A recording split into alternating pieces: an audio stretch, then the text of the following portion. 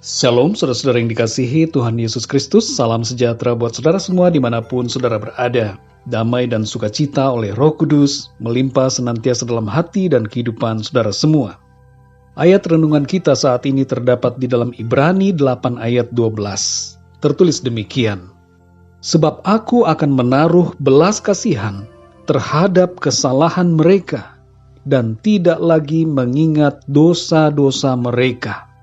Saudara yang dikasihi Tuhan, ada kisah tentang seorang pembunuh yang sedang berada dalam sidang pengadilan. Setelah mendengarkan berbagai kesaksian, tuntutan, dan pembelaan melalui serangkaian sidang pengadilan yang cukup panjang, sang hakim memutuskan untuk menjatuhkan hukuman mati kepada si pembunuh.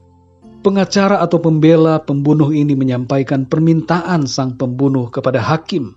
Ia mengatakan, atas nama terdakwa yang saya bela, kami memohon keadilan dari Pak Hakim untuk terdakwa. Pak Hakim tersenyum dan berkata, kamu meminta keadilan, dan inilah keadilan itu. Hukuman mati untuk terdakwa. Yang harusnya kamu minta sebenarnya bukanlah keadilan, tapi belas kasihan. Sayangnya, dalam institusi pengadilan ini, kami menghakimi dan menegakkan keadilan, bukan memberi belas kasihan. Saudara yang dikasihi Tuhan, kita semua adalah manusia berdosa yang pantas untuk menerima hukuman kebinasaan karena pelanggaran kita. Keadilan Allah akan membuat kita terhukum dan dibinasakan. Tapi Allah bukan hanya maha adil, namun Allah juga maha kasih. Ia penuh dengan belas kasihan. Itu sebabnya ia datang menjadi manusia untuk menerima hukuman yang harus kita terima. Karena ia berbelas kasihan kepada kita. Tuhan Yesus Kristus menjadi pembela kita dan sekaligus penebus kita yang menanggung hukuman sebagai ganti diri kita. Ibrani 8 ayat 12 ini berkata, sebab aku akan menaruh belas kasihan terhadap kesalahan mereka dan tidak lagi mengingat dosa-dosa mereka. Sebagai penggenapan dari keadilannya, ia mau berkorban bagi kita. Belas kasih Tuhan membuatnya berkorban, dan pengorbanannya ditujukan untuk memenuhi asas keadilannya. Dalam Roma 3 ayat 25 dan 26 dikatakan, Kristus Yesus telah ditentukan Allah menjadi jalan pendamaian karena iman dalam darahnya.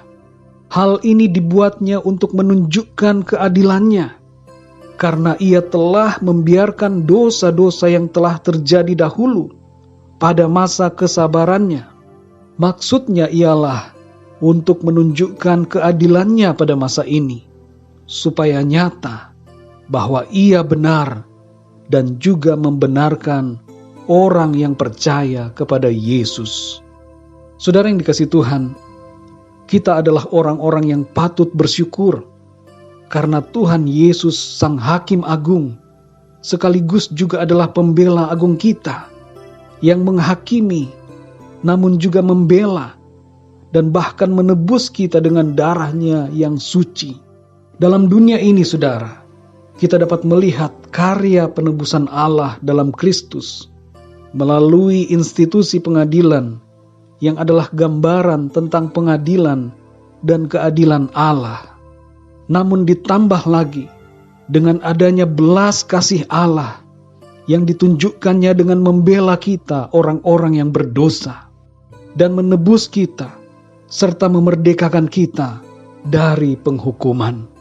Mari saudara yang dikasihi Tuhan, sebagai orang-orang yang telah dimerdekakan melalui pengorbanan Kristus, mari kita pergunakan kemerdekaan kita dalam Kristus ini untuk melakukan pekerjaan-pekerjaan baik yang berkenan kepada Tuhan. Biarlah hidup kita serahkan kepada Tuhan untuk melakukan apa yang menjadi kehendak Tuhan. Mari kita berdoa, saudara. Bapa kami di dalam surga, Bapa di dalam nama Tuhan Yesus Kristus, kami bersyukur, berterima kasih Tuhan untuk perlindungan Tuhan, serta berkat-Mu sepanjang hari ini. Dan saat ini kami bersyukur ya Tuhan, untuk kebenaran firman-Mu yang mengajarkan kami tentang belas kasihan-Mu ya Tuhan, yang telah Engkau nyatakan dalam hidup kami. Seandainya Engkau tidak mati berkorban bagi kami, maka kami semua adalah manusia-manusia yang malang, sebab kebinasaan telah menanti kami, oleh karena tuntutan akan dosa-dosa kami.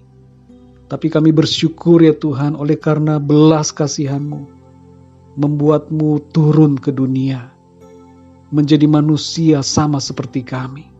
Dan Engkau rela mati untuk menebus kami dari penghukuman akibat dosa.